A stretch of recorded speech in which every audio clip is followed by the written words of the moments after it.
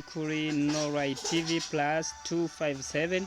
Benshi bagumye bambaza ati programa ukoresha kugira ngo ukoreshe internet zo ku buntu, internet yo ku buntu ni iyihe?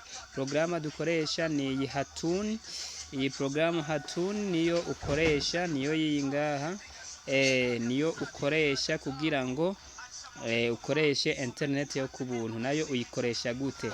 Mu gihe utaba ufise yo ntuze bando canke data canke ama MB, ucuza ngaha ugaca ugurura connection ngaha. Umaze kugurura ucuza muri ya programa yacu Hatun.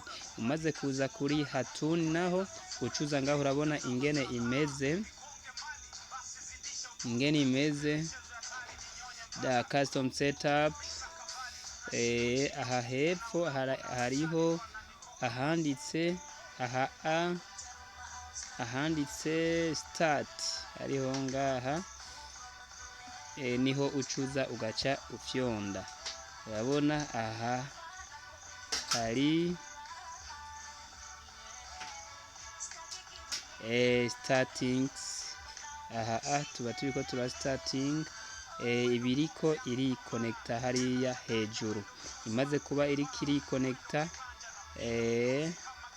aha ni kuri starting. Hanyuma bimaze kujayo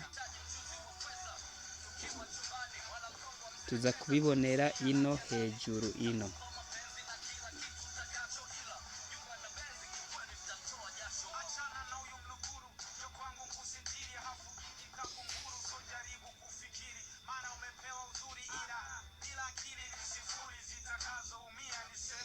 Ubonye gatevye urashobora ugastopinga, hanyuma ukaza ugashobora gukirika kandi kuri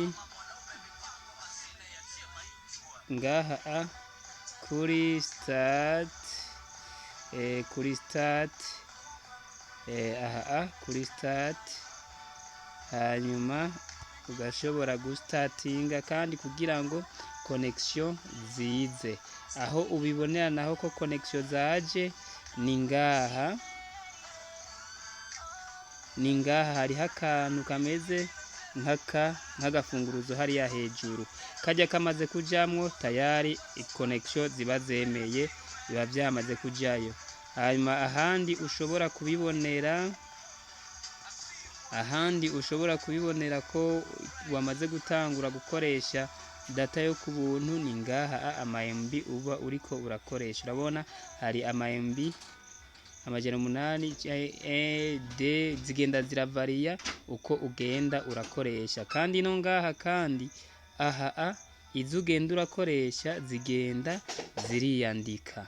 Ejo naho tuzoraba settings zayo.